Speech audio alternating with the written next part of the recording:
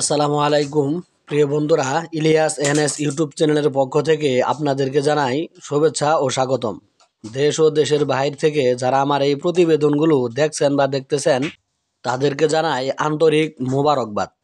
প্রিয় বন্ধুরা, আমার এই চ্যানেলের মধ্যে সাধারণত গ্রামগঞ্জ ও দেশের ঐতিহ্যগুলো আপনাদের মাঝে তুলে ধরার চেষ্টা করি।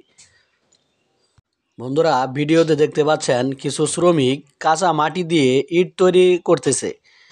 এই ইটের ভাটাটি আমাদের বাড়ির পাশে অবস্থিত। অনেকেই পাকা ইট দেখেছেন যেগুলো পোড়া হয়ে থাকে, কিন্তু কাঁচা ইট অনেকেই দেখেননি বা ইট কিভাবে তৈরি করা হয় তারা অনেকেই এই বাস্তব দৃশ্যটি দেখেননি। তাদের জন্যই এই ভিডিওটি আমি তৈরি করেছি, যে কাঁচা মাটি থেকে কিভাবে কর্মীরা ইট তৈরি করে এই দৃশ্য আপনারা এখন দেখতে পাচ্ছেন। তো বন্ধুরা, চলুন কিভাবে ইট পোড়ানো হয় সেই দৃশ্য আপনাদেরকে দেখাই। আর এই সব শ্রমিকরা কাজ করে থাকে সাধারণত 1 লক্ষ কাঁচা ইট তারা তৈরি করে দিলে তাদেরকে 18 লক্ষ টাকা দেওয়া হবে, সেই তথ্য আমাদেরকে জানিয়েছে। বন্ধুরা, এখন দেখতে পাচ্ছেন একজন শ্রমিক ভাই তার হাতে একটি বেসলা ধারা কয়লাগুলো ইটের ভাটার মধ্যে ঢেলে দিচ্ছে। এই কয়লা দ্বারাই ইট পোড়ানো হয় অধিকাংশ ইটের ভাটাতে।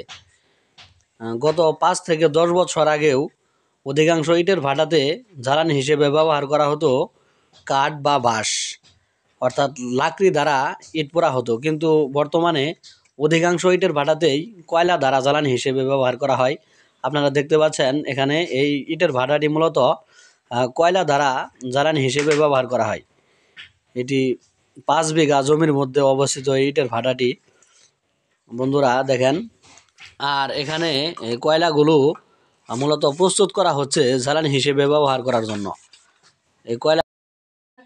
তো বন্ধুরা, যারা গ্রামগঞ্জ ইতিহাস ঐতিহ্যের ভিডিওগুলো ভালোবাসেন তারা এই ভিডিওতে একটি লাইক দিতে পারেন এবং চ্যানেলটি সাবস্ক্রাইব করে আমার পাশে থাকতে পারেন।